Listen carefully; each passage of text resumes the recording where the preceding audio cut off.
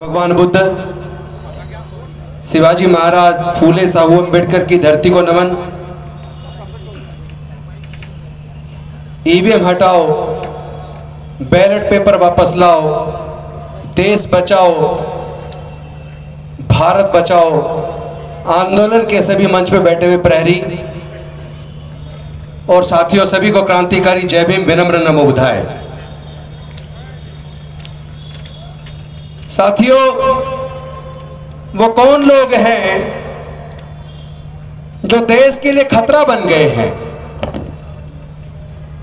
वो कौन लोग हैं जो देश के संविधान को खत्म करना चाहते हैं?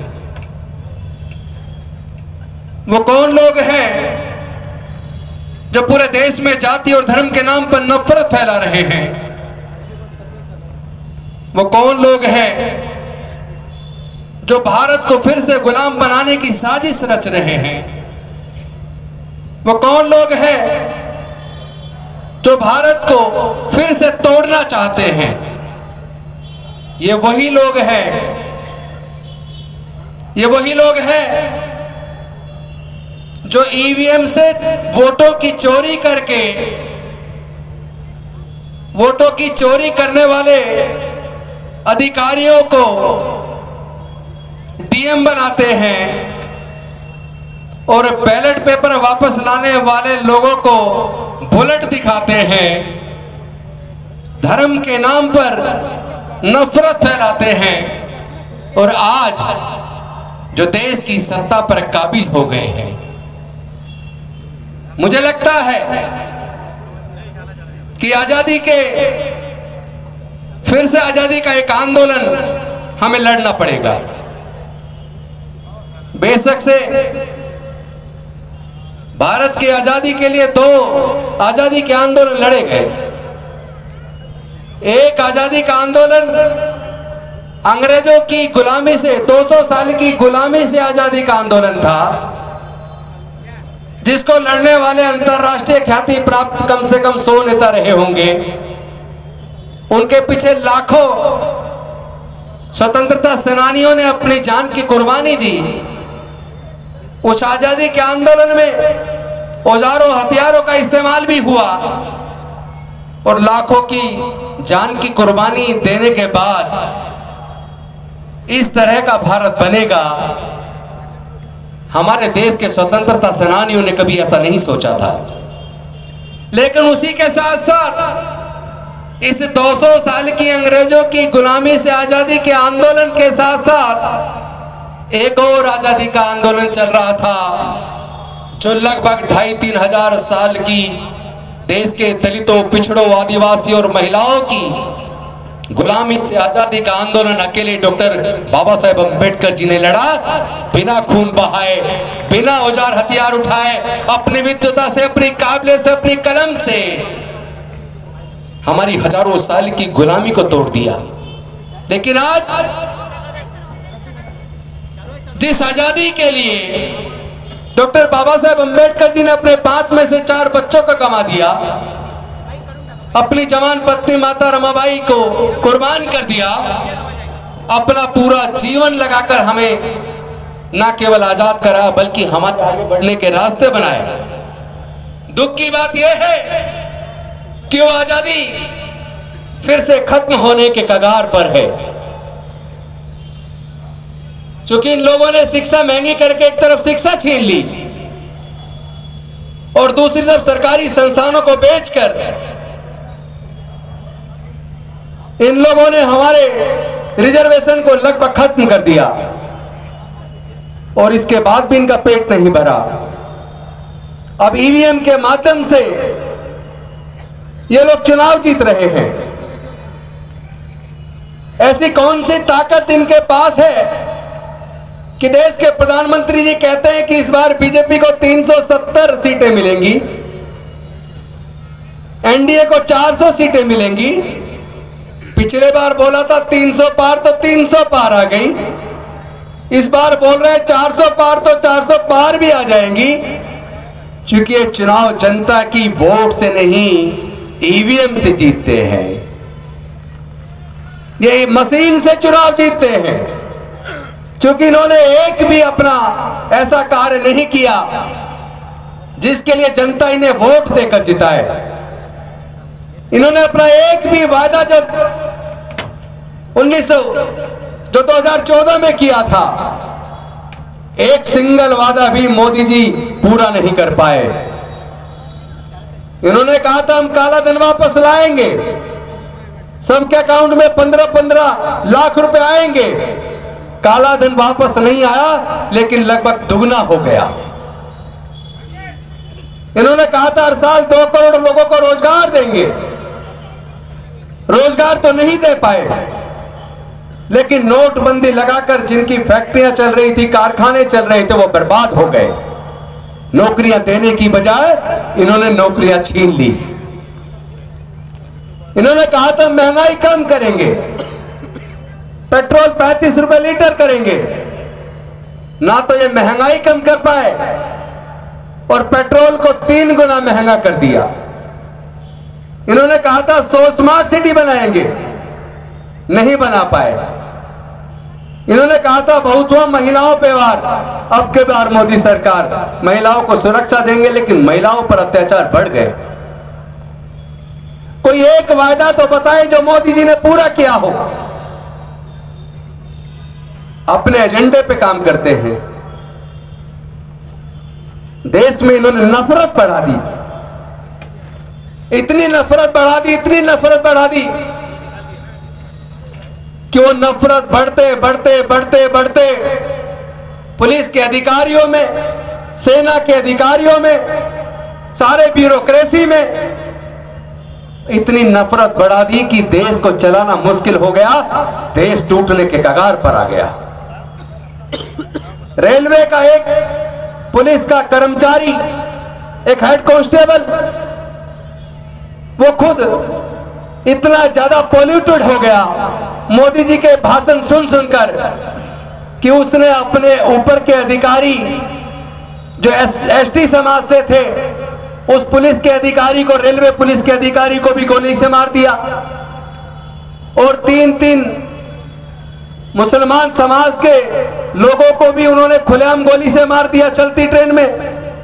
और कहा भारत में रहना होगा तो मोदी को वोट देना होगा। यानी जब पुलिस भी इस तरह बढ़ जाए, इतनी नफरत पुलिस के अधिकारियों में बढ़ जाए, सेना के अंदर बढ़ जाए, ब्यूरोक्रेसी में बढ़ जाए, तो मैं पूछना चाहता हूं देश बचेगा या टूटेगा? ये देश को बचाने वाली बात नहीं है, ये देश को तोड़ने वाली बात है। ईवीएम बनाने वाली company BEL Bharat electronics limited, उसके इंडिपेंडेंट 7 डायरेक्टर्स में से 4 डायरेक्टर भारतीय जनता पार्टी के पदाधिकारी है। तो फिर वो ईवीएम बनाने वाली मशीन से ईवीएम चोरी होना तो तय है, क्योंकि ईवीएम के अंदर जो सोर्स कोड होता है, जो सॉफ्टवेयर उसमें डाला जाता है सर्वर के माध्यम से, जिस सोर्स कोड का इस्तेमाल किया जाता है, वो सोर्स कोड उन डायरेक्टर के पास है जो भारतीय जनता पार्टी के पदाधिकारी हैं, और वो ईवीएम बनाने वाली कंपनी के डायरेक्टर भी हैं। उस सोर्स कोड का इस्तेमाल करके वो ईवीएम से वोटों की चोरी कर रहे हैं। और केवल इतना नहीं कर रहे, बल्कि उसका जो सॉफ्टवेयर बनाने वाले लोग हैं, वो 4 लोग हैं जो 4 आईआईटी के प्रोफेसर्स हैं। वो लोग सॉफ्टवेयर बनाते हैं, और सॉफ्टवेयर बनाते वक्त ऐसी प्रोग्रामिंग करते हैं जो माइक्रो कंट्रोलर चिप के अंदर वो प्रोग्राम जब डाल दिया जाता है, तो ये वोट की चोरी सुनिश्चित करने के लिए ईवीएम के अंदर रियल टाइम क्लॉक लगाया गया है।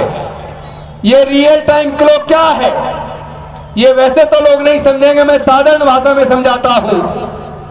जिस तरह आप अपने मोबाइल फोन के अंदर अलार्म लगाते हैं सुबह जल्दी उठने के लिए, अगर आपको ट्रेन पकड़नी है या फ्लाइट पकड़नी है, आपको जल्दी उठना है, तो आप अपने फोन के अंदर आप अलार्म लगाते हैं। लेकिन अगर आपके फोन के अंदर क्लॉक ना हो, रियल टाइम क्लॉक ना हो, टाइमर ना हो, तो आप उसमें सुबह उठने के लिए टाइम सेट नहीं कर सकते, अलार्म नहीं बजेगा, आप उठ नहीं पाएंगे। उसी तरह जिस तरह टाइम बॉम्ब के अंदर अगर टाइमर ना हो, उसके अंदर अगर क्लॉक ना हो तो कितने तारीख को कितने बजे बम ब्लास्ट करना है वो टाइम बम नहीं बन सकता। उसी तरह अगर ईवीएम के अंदर रियल टाइम क्लॉक ना हो तो कितने तारीख को कितने बजे से कितने बजे के बीच आप लोगों की वोट की चोरी करनी है, वो चोरी ये कर नहीं सकते। सॉफ्टवेयर के अंदर ये प्रोग्रामिंग करते हैं, उसके अंदर ये डाल देते हैं कितनी तारीख को चोरी होनी है।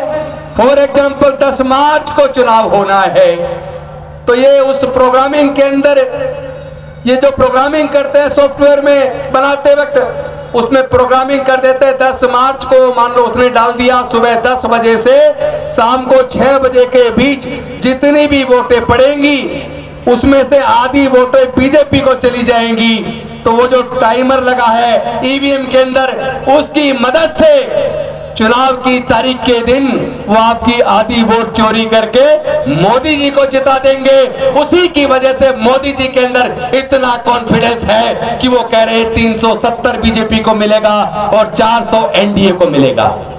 ये जो भरोसा मोदी जी के अंदर आया है या भारतीय जनता पार्टी के लोगों के अंदर आया है, ये ईवीएम की चोरी की वजह से आया है। मैं पूछना चाहता हूं election commission of India EVM से चुनाव कराने की जिद पे क्यों अड़ा है? पूरे दुनिया के विकसित देश जिन्होंने ईवीएम बनाई है उनको ईवीएम के ऊपर भरोसा नहीं है, वो बैलेट पेपर से चुनाव कराते हैं। फिर भारत का इलेक्शन कमीशन ऑफ इंडिया इतना जिद पे क्यों अड़ा है? इसलिए अड़ा है चूंकि रिटायरमेंट के बाद इन आईएएस ऑफिसर्स को और इन जजों को रिटायरमेंट के बाद कोई अच्छी कुर्सी चाहिए। किसी को कमीशन का चेयर बनना है तो किसी को राज्यसभा की सीट चाहिए। आपको याद है का सर्वोच्च न्यायालय के एक मुख्य न्यायाधीश थे जिनके लास्ट के 6 महीने के अंदर बाबरी मस्जिद गिराने वाला जजमेंट आया था, जिनके खुद के कार्यकाल के 6 महीने के अंदर राफेल के ऊपर जांच कराने से उन्होंने इनकार कर दिया था, जिन्होंने जस्टिस लोया हत्याकांड की जांच कराने से इनकार कर दिया था, वो सारे जजमेंट किनके फेवर में आए? सिर्फ इसलिए कर दिए क्योंकि रिटायरमेंट के बाद राज्यसभा की कुर्सी चाहिए थी। अगर देश का मुख्य न्यायाधीश देश को दांव पे लगा सकता है तो फिर ये 4 आईआईटी के प्रोफेसर जो सॉफ्टवेयर डेवलप कर रहे हैं क्या उनको खरीदा नहीं जा सकता? क्या उनको डराया नहीं जा सकता? फिर कैसे देश बचेगा? कैसे आपके वोट की चोरी होने से रोकेंगे? मैं कहना चाहता हूं साथियों, इसके लिए अगर कुर्बानी देनी पड़े जान की तो हम अपनी जान की कुर्बानी देंगे। हम डरने वाले लोग नहीं हैं।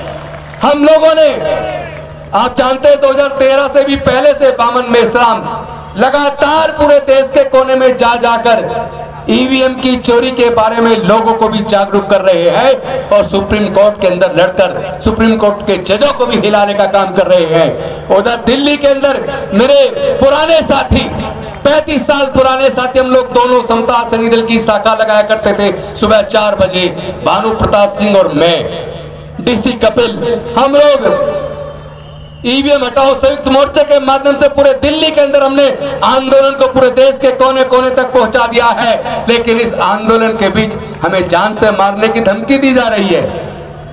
भानु प्रताप सिंह जी को भी, महमूद प्राचा को भी, हम सब लोगों को, जो लोग ईवीएम हटाने की लड़ाई लड़ रहे हैं, जो लोग बैलेट पेपर वापस लाने की लड़ाई लड़ रहे हैं, उन्हें बुलेट से डराने की कोशिश की जा रही है। लेकिन मैं कह देना चाहता हूं, हम लोग डॉक्टर बाबा साहब अम्बेडकर के बच्चे हैं, हम डरने वाले नहीं हैं। हम किसी भी सूरत पर नहीं डरेंगे। हम अपने जान की कुर्बानी दे सकते हैं, लेकिन डॉक्टर बाबा साहब अम्बेडकर की दी हुई इस आजादी को हम खोने के लिए तैयार नहीं है। लेकिन अगर ईवीएम से चुनाव हुआ तो यकीन मानिए फिर से मोदी जी आएंगे, देश का संविधान खत्म होगा, मनुस्मृति वापस आएगी और फिर से वो गुलामी जिसको तोड़ने के लिए डॉक्टर बाबा साहब अम्बेडकर जी ने अपने बच्चों को, अपनी पत्नी को खोया, अपना पूरा जीवन जलाया, वो कुर्बानी डॉक्टर बाबा साहब अम्बेडकर जी की बेकार चली जाएगी। मैं आपसे पूछना चाहता हूं कि आप सब लोग डॉक्टर बाबा साहब अम्बेडकर की कुर्बानी को बेकार जाने दोगे? नहीं जाने देंगे। हम अपनी कुर्बानी, अपने जान की कुर्बानी दे सकते हैं। हम लड़ेंगे, हम जीतेंगे। ईवीएम वापस जाएगा, बैलेट पेपर वापस आएगा। इसके लिए सड़कों पे उतरने की जरूरत है साथियों। हम लोग सड़कों पे उतरेंगे। और अभी तो ये किसानों के रास्ते में कीले पैदा कर रहे हैं, किसानों को बंदूकें दिखा रहे हैं, लेकिन देश के कोने कोने से डॉक्टर बाबा साहब अम्बेडकर के बच्चे अपने आने वाले बच्चों के भविष्य को अच्छा बनाने के लिए और उनके अपने आने वाले बच्चों को फिर से गुलाम होने से बचाने के लिए हर प्रकार की कुर्बानी देने के लिए पूरे देश के लिए हम तैयारी कर रहे हैं। मैं आप सबसे पूछना चाहता हूं, अगर आप लोग इस बात से सहमत हैं कि ईवीएम को हटाना है, बैलेट पेपर वापस लाना है, डॉक्टर बाबा साहब अम्बेडकर जी की कुर्बानी को भी बेकार नहीं जाने देंगे, उनके दिए हुए इस आजादी को बचाना है, देश के संविधान को बचाना है, तो दोनों हाथ उठाकर मेरे साथ आपको नारा लगाना होगा, ईवीएम को जाना होगा, ईवीएम को जाना होगा, बैलेट पेपर लाना होगा, बैलेट पेपर लाना होगा। लास्ट में एक बात कहूंगा साथियों, ये जो इलेक्टोरल बॉन्ड जो मोदी जी लेकर आए थे, जिसका 80% से भी ज्यादा चंदा अकेले केवल भारतीय जनता पार्टी को गया, आज सुप्रीम कोर्ट ने उसको हटा दिया, उसका अवैध करार दिया। जानते हो क्यों? ये आप सबकी कुर्बानी और मेहनत की वजह से हुआ है। जो देश के कोने कोने के अंदर ईवीएम हटाओ, बैलेट पेपर वापस लाओ का आंदोलन चला है, इससे कहीं ना कहीं सुप्रीम कोर्ट के जजों को भी मजबूती मिली है। आपको याद होगा जनवरी 2018 के अंदर सुप्रीम कोर्ट के 4 वरिष्ठतम जजेस ने सुप्रीम कोर्ट के अंदर प्रेस कॉन्फ्रेंस करके कहा था, देश का प्रजातंत्र खतरे में है, संविधान खतरे में है, हम जनता की अदालत में आए हैं। अब जनता देश के संविधान को भी बचाएगी, देश के लोकतंत्र को भी बचाएगी, और उसकी जिम्मेदारी हम सब साथियों ने लेके देश के कोने कोने में जाकर सुप्रीम कोर्ट के हाथ को मजबूत करने का काम किया है। इसलिए इलेक्टोरल बॉन्ड को खत्म करके देश के संविधान को बचाने का शुरुआत सुप्रीम कोर्ट ने कर दी है। अब इस आंदोलन को इतना बड़ा कर दो कि ये सुप्रीम कोर्ट आने वाली तारीख पर ईवीएम को भी बैन कर दे, क्योंकि ईवीएम एक धोखा है, ईवीएम से वोट की चोरी होती है। किसी भी कीमत पर भारत के लोग भारत की अस्मिता को बचाने के लिए, भारत के संविधान को बचाने के लिए, भारत की आजादी को बचाने के लिए, भारत को फिर से टूटने से बचाने के लिए, भारत को नफरत से हटाकर प्यार में बदलने के लिए अपनी कुर्बानी देने के तैयार हैं। हम लड़ेंगे, हम जीतेंगे, भारत को बचाएंगे, भारत के संविधान को बचाएंगे। इन्हीं शब्दों के साथ आप सबने इतना सम्मान दिया, मैं अपनी वाणी को विराम देता हूं। बहुत बहुत धन्यवाद। नमो बुद्धाय। जय भीम, जय भारत, जय संविधान। जय